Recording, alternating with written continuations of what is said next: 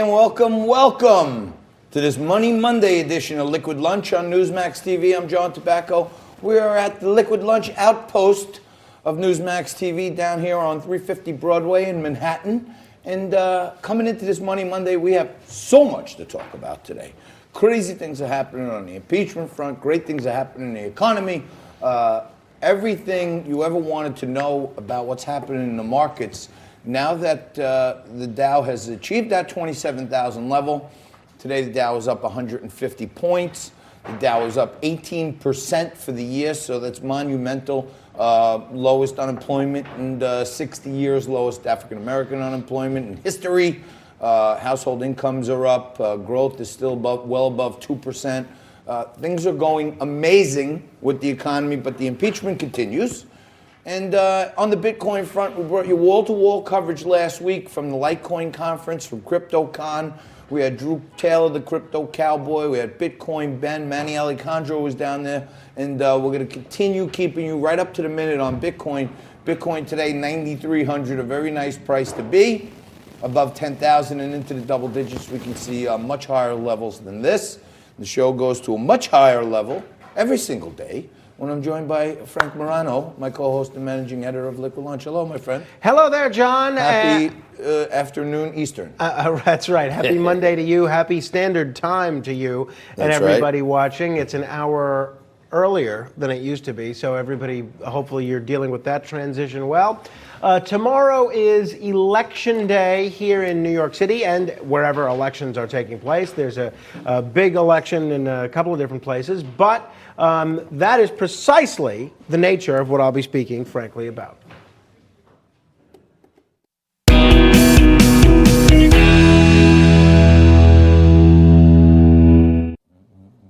So here in New York City, there is a big proposition on the ballot. We told you about it a little bit on Friday, called ranked choice voting. It would basically change the current winner-take-all system to a system of ranked choice voting. And I'm a big supporter of this. And now the state of Maine has switched to this. San Francisco has switched to this. And I have been a little surprised all around the country at the people coming out against ranked choice voting. Here in New York City, the Black, Latino, and Asian caucus is saying this is going to cause fewer minorities to get elected. Meanwhile, the same day, the first black mayor of New York City, David Dinkins, came out in favor of it. So you go ahead and figure that one out. I can't. And conservatives are saying voters are going to be too confused. Some conservatives, not all. Voters are going to be too confused.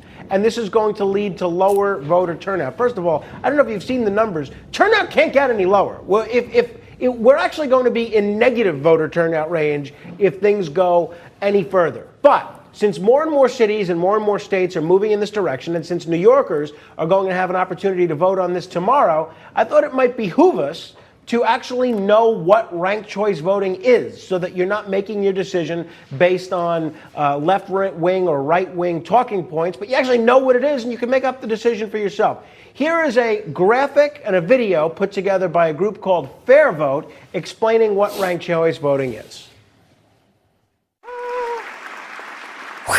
So what is ranked choice voting? In most parts of the United States, voters select a single candidate for each position on their ballot, and the candidate with the most votes wins. This is known as single-choice winner-take-all, which can sometimes result in the election of a candidate who earned only a small percentage of the vote, even when the majority of voters supported other candidates. But that's not the only way of electing our leaders. Ranked choice voting is another voting method which allows voters to rank their candidates in order of preference. In a ranked choice voting election, a candidate needs to earn more than half of the votes to win. All first choices are counted, and if a candidate has a majority, then they win, just like any other election. If not, the candidate with the fewest votes is eliminated, and voters who picked that candidate as number one will have their votes count for their next choice. This process continues until a candidate earns a majority and is declared the winner. Let's look at an example. Here, you select orange as your first choice candidate, yellow as your second, pink as your third, and green as your final choice. The first choices are counted. Yellow earned 35%, orange 21%, pink earned 28%, and green earned 16% of the vote. Because nobody won more than 50%, the candidate with the fewest votes is eliminated, and voters who picked him as their first choice have their ballots count for their second choice. This continues until a candidate receives more than half of the votes, or 50% plus 1. So what are some of the benefits of ranked choice voting? Ranked choice voting provides more choices, allowing more than 2 candidates to compete without fear of splitting the vote among like-minded individuals. Sometimes voters feel pressured to vote for the lesser of 2 evils. Ranked choice voting allows people to vote for their favorite candidate, not just against the candidates they dislike. With ranked choice voting, we see more positive campaigns and less negative advertising. Candidates are encouraged to reach out to as many voters as possible, including those supporting their opponents. They can build a winning coalition with like-minded candidates to earn voters' second and third choices. It's time to fix our democracy and make our elections work better for everybody. We can do that with ranked choice voting.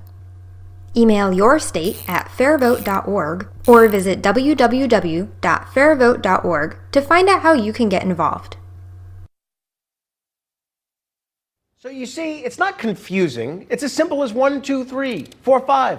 Just rank the candidates in the order that you like them. It could not be simpler. And yet, the forces that want to preserve the status quo in this city and in the country basically want you to believe that voters are too stupid to figure out how to rank the candidates they like from best to worst.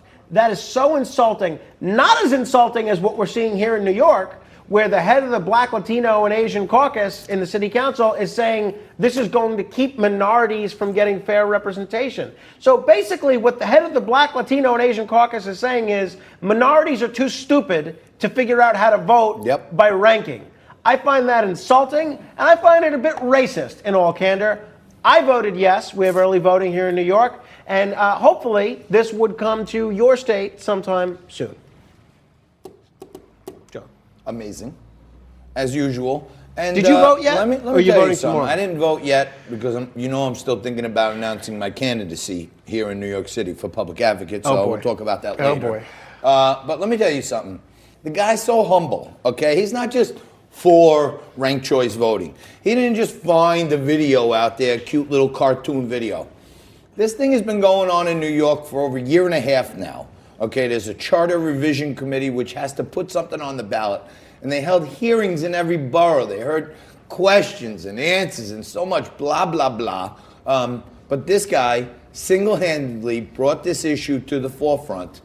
And what it does for you is it preserves our democracy, gives you multiple candidates. You're going to have more candidates. You're going to have voter choice. You're going to be able to vote for people that you like and say, well, to Frank's point, if the people that say they don't like this, that means they're saying you don't know how to count to 4.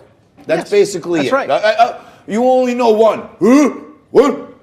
Red or blue. That's all you know, Fido. It's binary. You pick red or you pick blue. And they know whoever wins or loses, they know exactly what they're dealing with. The establishment doesn't want outsiders. They don't want anti-establishment. They'll take a Democrat or a Republican because they know what they're dealing with. But they don't want multiple candidates. So this is a great thing for democracy. My co-host right here is quite humble. But if it passes here in New York, he got it on the ballot, which is a monumental effort in itself. And then many others helped, but Frank pushed this issue hard. Hopefully it'll pass.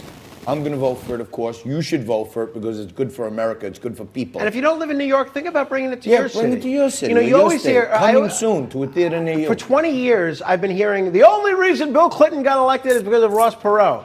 And then I would hear, the only reason George Bush got elected is because of Ralph Nader. Well, with ranked choice voting, you don't have to worry about that spoiler effect. Here in New York, it's going to be very, very minor, just for the primaries, but at least it's a start. It's a start. 2 items of breaking news that I want to bring to your attention, John, and the audience's attention. And we're going to talk with Grover Norquist in just a couple of minutes from Americans for Tax Reform.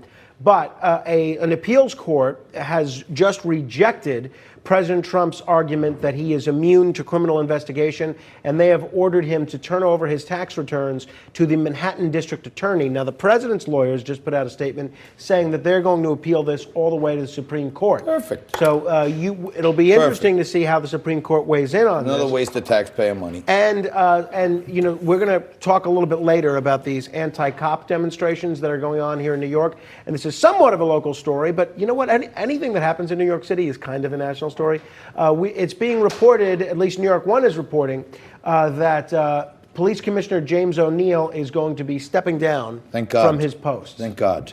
Thank God. Well, Maybe we'll get a real cop's cop in there instead of the mayor's cop. I happen to be a supporter of Commissioner yeah. Hey, O'Neill, listen, I support cops across the board, but O'Neill has been doing a lot of de Blasio's dirty work. If you ask me, when he fired Pantalano, despite two different judiciary bodies finding the guy guilty of nothing, I kind of got ticked off at that. I want to point this out. We're talking about ranked choice voting and voter choice and all this great stuff that you would think we would get in a democracy. People who are the enemies of stuff like this, people who are the enemies of democracy are guys like Max Rose. He's a congressman in the New York 11th District, which represents Staten Island and Brooklyn. Staten Island, by the way, is the #1 most Republican district in the Republican presidential primaries, so that's Trump country out there. Max Rose, military veteran, got elected saying, "I'm not with Pelosi. I'm not with Trump. I'm not with anyone. I'm with my people." He wrote an op-ed a few weeks ago saying how impeachment would divide our country. And we cannot have impeachment. And then Nancy Pelosi tugged on his chain a little bit and said, if you want to get some money from the Democratic National Campaign Committee this year, you better hop on board with impeachment because you're in a rough district there and you need us, boy. And he jumped right on the train, voted for impeachment. And we have a tweet here. He got interviewed for New York Magazine. Now, he's already a liar because he wrote an article saying he was against impeachment. But if you're in Staten Island, also one of the most Italian-American districts in the entire country, might I add, take a look at this clip from an article in New York Magazine. They said, after leaving a Federation of Italian-American Organization fundraising brunch at a catering hall in Dyker Heights, Max Rose asks, have you ever seen so many men kissing other men before? When an aide makes an off-color joke that doesn't land, Rose chastises him and says, listen, F-nuts, you have to say off the record first. Don't you know that? Otherwise, you're going to wind up like Anthony Scaramucci. Well, I think you may end up like Anthony Scaramucci because we're calling on David Friedlander, who wrote this article from New York Magazine, and we want to know if he said something off the record that was off color, that was insulting, that it was ethnically derived because Italian Americans happen to say hello and kiss each other on the cheek sometimes. We want to know about it. So we want to see David Friedlander, and we want to know why Max Rose thinks it's okay to insult Italian Americans when he's running the most Italian American district around. Jeff Webb's going to be here this week. Jeff's organization, the New American Populist, is working to take back the 31 seats that Republicans lost in the midterms. I'm going to be pointing him in the direction of New York 11 as well, because we need to get this guy Max Rose out. He lied to us, he lied to the people, and all across the country, these first-term, midterm electeds, they got to go if they don't support the president. He voted for impeachment, and now he's got to be gone, Frankie. I'm sorry. Well, don't be sorry, and you should be sorry if you are not back with us after we return from this commercial break, because Elizabeth Warren has a new Medicare for All plan. It's not really a new Medicare for All plan, but what is new is how she's paying for it.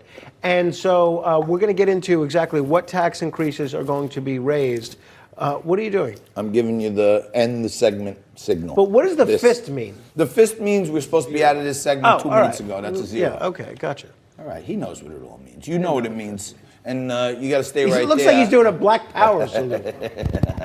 Grover Norquist coming up next to talk about this ridiculous healthcare for all plan from Elizabeth Warren. Stay right there. Liquid Lunch, Money Monday, back at you right after this.